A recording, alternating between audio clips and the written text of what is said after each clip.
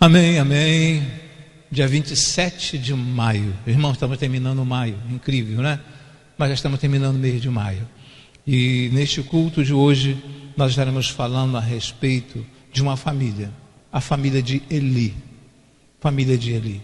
E é interessante que, no decorrer desta semana, quando foi no dia 25, na segunda-feira, uma irmã da nossa igreja, eu não quero mencionar o nome porque eu não pedi autorização a ela, mas a irmã fez uma devocional em que falava o seguinte, que quando Moisés subiu ao monte para poder falar com o Senhor, e naquele período que o povo, que ele esteve ausente do povo, da presença do povo ali, mas estava na presença de Deus, o povo se perdeu.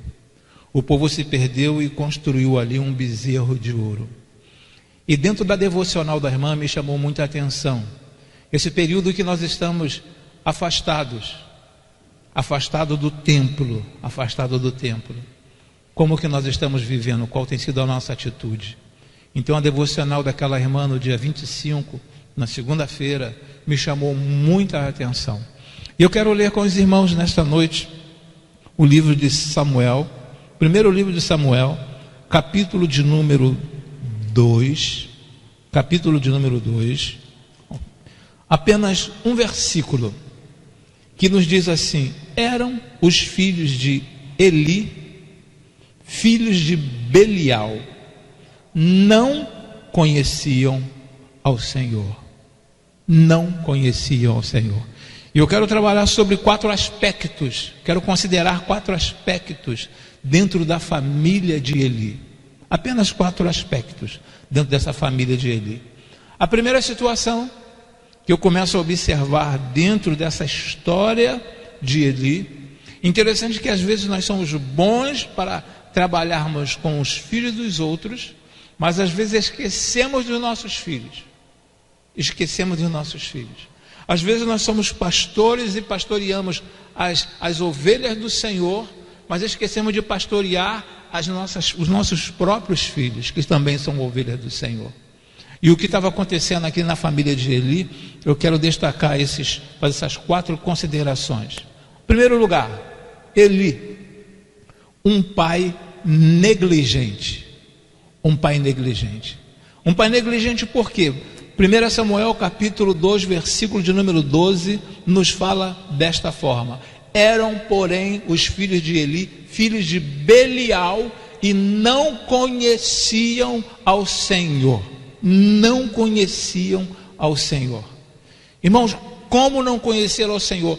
Para que você pudesse entrar para ser um sacerdote, começar a oferecer sacrifício na casa do Senhor, tinha que ser a partir dos 20 anos de idade. Não poderia ser menos de 20 anos de idade. Não poderia. Você poderia de 20, 25 até 30 e encerrava aos 50 anos de idade. E aqui a palavra nos diz que os filhos de Eli não conheciam o Senhor. Como não conhecer o Senhor uma pessoa com 20 anos de idade? Filho de um sacerdote. Então o primeiro aspecto que eu quero considerar dentro da família de Eli, que ele era um pai negligente. Uma outra situação de negligência dentro da família de Eli está em 1º livro de Samuel, capítulo 2, versículo de número 17, que diz o seguinte, 2,17: era, pois, muito grande o pecado desses jovens perante o Senhor, porquanto os homens desprezavam a oferta do Senhor. Portanto que eles erravam, portanto que eles faziam as coisas erradas diante do Senhor, as pessoas não tinham mais o prazer de estar ali para fazer uma oferta ao Senhor. Por quê? Porque aqueles filhos eles destruíam, eles destruíam tudo que aquelas pessoas traziam para o Senhor. Então, dentro desse capítulo 2, versículo de número 17, eram, pois, muito grande o pecado desses jovens perante o Senhor, porquanto os homens desprezavam a oferta ao Senhor. Um outro fator de negligência dentro daquela família, dentro da vida daqueles jovens, porque das coices contra o sacrifício e contra a minha oferta de manjares, que ordenei na minha morada, e honra teus filhos mais do que a mim, para vos engordardes do principal de todas as ofertas do meu povo. É interessante quando nós pegamos aqui, irmãos, e começamos a ver que honra a teus filhos mais do que a mim. Às vezes nós não entendemos, lá naquele texto bíblico, quando Jesus fala assim, ó, aquele que não largar pai, não largar mãe, não largar irmãos, não largar nenhum parente e vir após mim, esse tal não tem como me seguir, parafraseando. Então aqui nós começamos a observar que Eli honrava mais os filhos dele, sabia que os filhos dele estavam fazendo coisas erradas, mas não corrigia os filhos dele. E em 1 Samuel capítulo 3, versículo de número 13, continuando sobre essa primeira fase dos filhos de Eli, da negligência, porque já lhe fiz saber que julgarei a sua casa para sempre, pela iniquidade que ele bem conhecia, porque fazendo-se os seus filhos execráveis, não os repreendeu. Ele não repreendia os filhos dele. O que quer dizer essa palavra execráveis? É abominável, coisas terríveis que aqueles meninos aqueles jovens estavam fazendo, que aqueles homens estavam fazendo. É interessante que em outra mensagem, nós, dentro do costume judaico, com os 5 anos de idade, eles vão para a escola rabínica, saem de lá, com 14 anos já tem que saber todas as coisas, se tornam mestre, e aí se coloca a mão sobre o ombro deles e eles estão aptos para trabalhar. Mas esses meninos com 20 anos, o pai acobertava o erro dos seus filhos. E isso acho que não é nenhuma novidade nesses dias que nós estamos vivendo, fazendo vistas grossas ao que os filhos estão fazendo. Então, dentro dessa primeira situação, dentro dessa primeira etapa que nós começamos a observar, nós vimos que Eli era um pai negligente, e nós não podemos agir com negligência em relação aos nossos filhos. Está errado, está errado. Não podemos passar a mão na cabeça dos nossos filhos, podemos orientar, não vamos desprezá-los, mas temos que orientá-los, precisamos orientá-los. Você está errado, filha, você está errado, filho. Isso não é aceitável, o Senhor não se agrada disso. Mas vamos para a segunda situação, dentro desses aspectos da família de Eli, dentro dessa situação que nos fala a considerar sobre a família de Eli. O segundo aspecto, o duplo pecado dos filhos de Eli. Lógico que eles tinham outros pecados, mas pelo menos dois pecados aqueles filhos de Eli cometiam. Primeiro livro de Samuel, capítulo 2, versículo 14, nos diz assim: e dava com ele na caldeira ou na panela, ou no caldeirão, ou na marmita, e tudo quanto o garfo tirava, o sacerdote tomava para si. Assim faziam a todo o Israel que ia ali a Siló. Justamente isso que os filhos do sacerdote Eli estavam fazendo. Eles estavam pegando as melhores porções para eles. O que eles estavam pegando para eles? Os melhores pedaços para eles.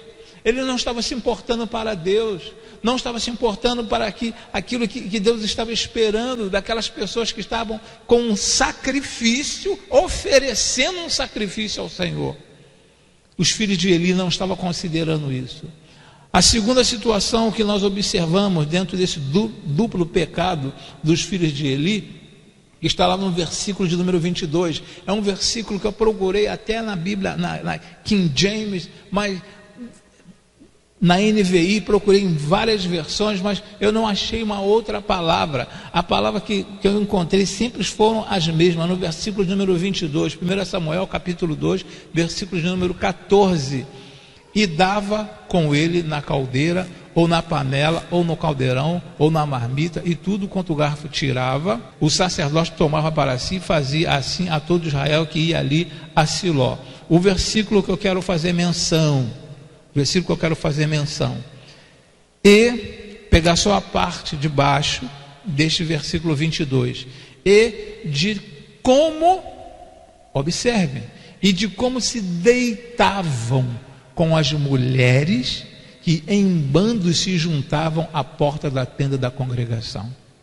Irmãos, eles eram sacerdotes, Eles eram sacerdotes e agora eles se deitavam com as mulheres. Hoje parece que é normal, parece que é normal. As pessoas estão encarando com normalidade. Primeiro, eu vou te conhecer bem em todos os sentidos. Depois eu fico noivo e depois eu caso. Ou então eu te conheço, estou noivo, eu quero te conhecer bem agora no noivado, depois eu caso contigo. Ou em outros casos, de repente, não, é normal, deixa o garoto dormir aqui, deixa a menina dormir lá na casa do namorado, deixa dormir.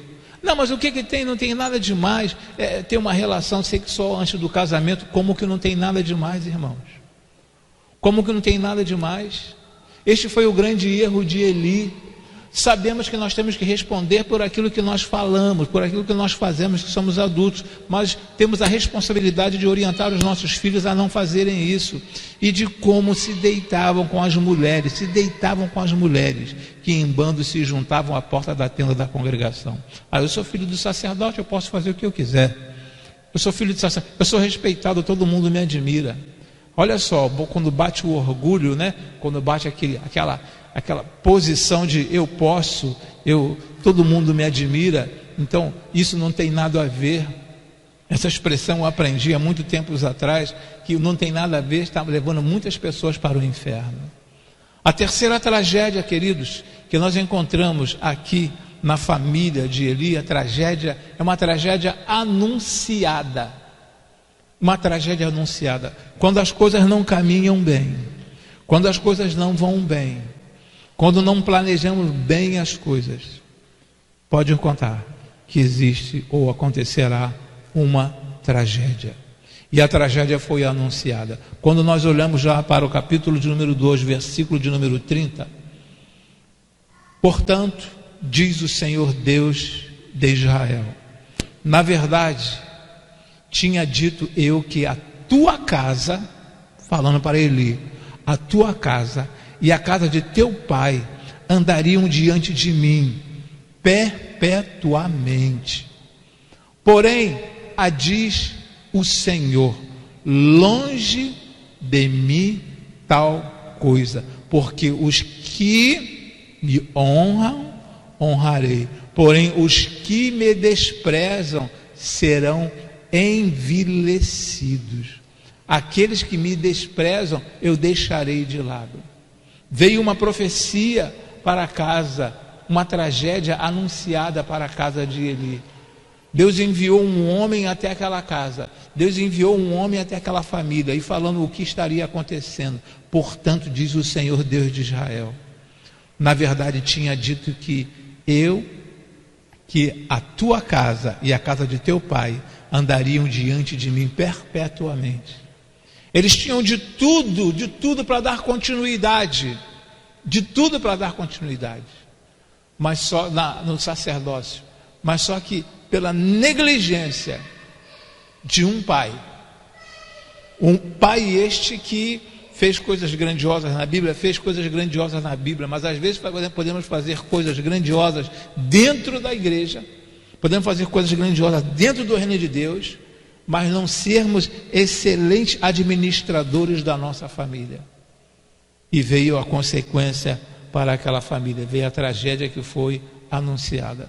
E aí agora, dentro desse aspecto, nessa mensagem que eu quero trazer, ser bem curta com os irmãos, vem a punição e a tragédia. A punição e a tragédia. O que acontece? A destruição quase total de uma família sacerdotal. Destruição quase total de uma família sacerdotal. E também a humilhação de uma nação inteira. Vamos já lá para o capítulo 4, versículo 17, já estou encerrando, essa é a última. Então, o que acontece agora? A quarta punição, vem a quarta situação, que é a punição e tragédia. A de número 1, a destruição quase total de uma família sacerdotal. Irmãos, sabe o que é? Deus preparar uma família. Vocês darão continuidade, vocês serão sacerdotes, vocês darão continuidade à minha obra. E de repente parte dessas pessoas, sabe, começa cada um descambar, desviar para um lado. Aí vê a destruição quase total de uma família. Não morreram os 4 filhos, mas aconteceu uma coisa terrível dentro daquela família. E também veio a humilhação de uma nação inteira. Eu quero compartilhar com os irmãos este versículo que está no primeiro livro de Samuel, capítulo 4, versículo de número 17, que nos diz assim a palavra do Senhor. Então respondeu o que trazia as novas e disse: esse homem estava voltando do campo. Esse homem estava voltando do campo e estava trazendo as notícias que estavam acontecendo lá no campo. O que ele disse para Eli? Israel fugiu diante dos filisteus. E já não foi lá grande coisa, uma notícia agradável. Israel fugiu de diante dos filisteus. Israel fugiu. Deus não estava com os filisteus, Deus estava com Israel. Mas o texto nos diz que Israel fugiu. Não fala que Israel foi derrotado, não fala que Israel foi abatido, mas fala que Israel fugiu diante dos filisteus. E ele continua: e houve também grande destroço entre o povo. Houve uma grande destruição entre o povo. Uma grande destruição. Em outras palavras, muitos soldados morreram. E, demais disto, aí vem uma notícia que aterrorizou, que acabou com o sacerdote Eli. Também teus 2 filhos, Rofini e Finéia, morreram. Olha a notícia triste para um pai. Eu creio que ele poderia ter pensado, parado e analisado naquele momento: meu Deus. E é aquela pergunta que nós sempre fazemos: onde foi que eu errei como pai? E às vezes nós sabemos onde que nós erramos como pai. É deixar as coisas correrem frouxas. É não segurar as rédeas e mostrar quem está no comando. Eu tenho que mostrar quem está no comando naquela casa. Quando você perde o comando da tropa, você não tem mais palavra para conduzir aquela tropa. Quando eu falo tropa, é a nível militar. Você não tem mais condições. Quando eu perco o comando. Então ele deve ter parado e ter imaginado: o que eu fiz de errado com esses meninos? O que ele fez de errado foi não corrigir. Eu preciso corrigir os meus filhos quando eles estão na tenra idade, quando eles estão novos, enquanto eles estão novos. Porque se eu não corrigir enquanto... mas é difícil, esse menino tem o gênio da avó, esse menino tem o gênio do avô, eu não consigo... Como que não consegue? Consegue sim, você tem como conduzir essa criança, botar... Não é, pode ter um gênio, ela pode ter o caráter dela, ela pode ter a personalidade dela, mas ela tem que saber quem está no comando. Tem que saber quem está no comando. E Eli perdeu o comando daquela casa. Ele perdeu o comando daquela casa. É como se 4 filhos, eu vou entrar no quarto de um filho, e o filho fala: não entra aqui não, porque este quarto aqui é meu. Eu vou entrar no quarto de um outro filho, o outro filho fala: não entra não aqui não, porque esse quarto aqui é meu, eu não quero, tem coisas aqui que o senhor não pode ver, eu não quero que o senhor veja. Eu vou entrar no quarto do terceiro filho, e o terceiro filho: não, aqui não, porque o senhor tem o quarto do senhor e da minha mãe lá, então não fica no quarto de vocês, no meu quarto vocês não entram. Eu vou entrar no quarto do meu quarto filho, e o meu filho não permite. Está acontecendo uma bagunça. Quem está no comando daquela casa? Quem está comandando aquela casa? Quem está no controle daquela casa? Eu sou o chefe da casa ou não sou o chefe da casa? Eu tenho que demonstrar quem está no comando. Eu tenho que demonstrar, sabe, às vezes utilizar até a palavra áspera, mas eu tenho que mostrar quem está no comando. Quem está no comando daquela casa é você que é pai. Quem está no comando daquela casa é você, a quem Deus confiou. Deus entregou aquela família a você. E agora vai e morre esses 2 filhos. Morre os 2 filhos. E nós vemos muito disso por aí, por essas casas, pelo mundo afora, vemos muito dessas coisas. Não, aqui esse pedaço é meu, esse pedaço aqui é meu, esse pedaço aqui é meu. É como se fossem várias famílias dentro de uma só família. É como se fosse várias famílias dentro de uma só família. E você perde o controle. E a partir do momento em que o filho vê que você perde o controle, meu irmão, aí você não vai conseguir mais nada. Não vai conseguir mais nada. Os filhos não vão querer te dar satisfação. Mas a partir do momento que você mostra quem você é, para que você veio, que você é autoridade naquela casa, eles têm que te respeitar, custe o que custar. É sua esposa, são seus filhos, são seus filhos. São grupos, vamos chamar como se fossem grupos diferenciados, grupos diferentes, mas você é o cabeça. Você é o cabeça da casa. Então é você que dita a ordem. É você que dita a ordem.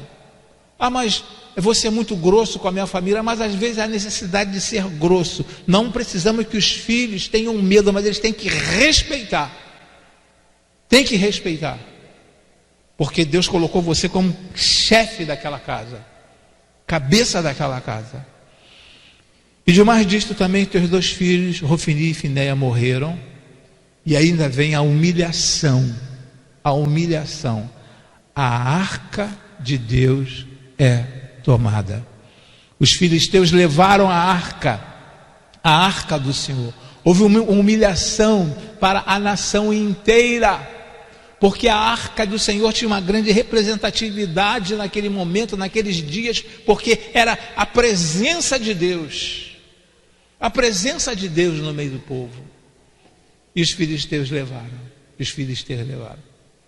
É como se é impressionante quando você começa a entrar por este campo aqui de mostrar quem está no comando. É como se alguém pegasse e falasse: não, esse copo aqui agora eu vou levar. E você fala: não, mas peraí, esse copo é meu, eu vou levar este copo.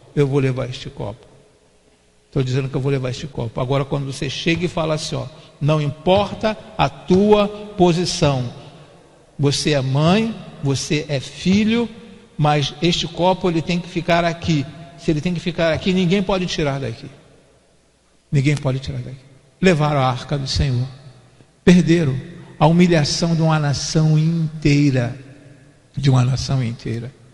Sabe lá que é uma nação ser humilhada? As outras nações olharem para Israel agora e falar assim: olha lá, se perderam. Onde que estava o cabeça? Onde que estava o chefe? Onde que estava o chefe daquela família? Onde que estava o chefe daquela família? Tomaram conta de tudo, ainda levaram. Os filhos fizeram uma bagunça dentro de casa, e as outras nações agora estão indo lá e estão pegando o que pertence a eles. Os filisteus foram lá e pegaram da arca, levaram a arca do Senhor. Então esses 4 aspectos nós começamos a observar, e aí nos fala, já fechando no versículo de número 17, capítulo 4, versículo 17. Então respondeu o que trazia as novas de Israel. Israel fugiu de diante dos filisteus, e houve também grande destroço entre o povo, e demais disso também teus 2 filhos, Rofini e Finéias, morreram, e a arca de Deus é tomada. Irmãos, na qualidade de sacerdotes do lar, na qualidade de cabeça da família, nós precisamos mostrar. Os nossos filhos gostem ou não gostem, mas eu tenho que dizer as coisas certas no momento certo. Gostou, porque eu falei que estava certo, então você gostou. Não gostou, por que você não gostou? Você estava errado. Então não tem nada que fazer beicinho, e ficar aborrecido com a família por causa disso. Porque se Deus levanta alguém, se Deus levantou você como pai para estar no comando e trazer o melhor para a família, os filhos precisam entender isso. Nós temos visto por aí o que tem acontecido nas famílias. Famílias que não servem como referencial. Famílias que não servem como referencial. Por quê? Porque não existe ali alguém que está no controle, no comando. No comando. Eli perdeu o comando. Eli perdeu o comando. Mas você, Deus levantou você para estar no comando da tua família. Deus levantou você. E esta é a nossa função primordial, a nossa função principal dentro da nossa casa. Considerar o que Deus espera de cada um de nós. Se Deus entregou algo na tua mão para ser feito, você tem que fazer não apenas com excelência, mas fazer com eficácia. Fazer com eficácia. Não apenas com excelência, mas com eficácia. Se Deus colocou nas tuas mãos. Isso pode custar para você que é pai, para você que é mãe. Isso pode custar para você, de repente, uma animosidade dos filhos para contigo. Isso pode causar, de repente, para você que a filha fique aborrecida, o filho fica aborrecido contigo. Mas você está lá. Lá na frente, eles vão entender. Lá na frente, os filhos, os netos vão entender. O meu pai tomou conta da nossa família. Ele sempre esteve no controle.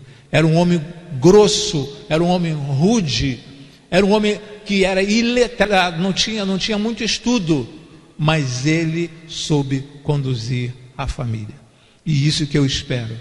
Eu espero que cada um de nós, não importa a idade do seu filho, não importa a idade do seu filho.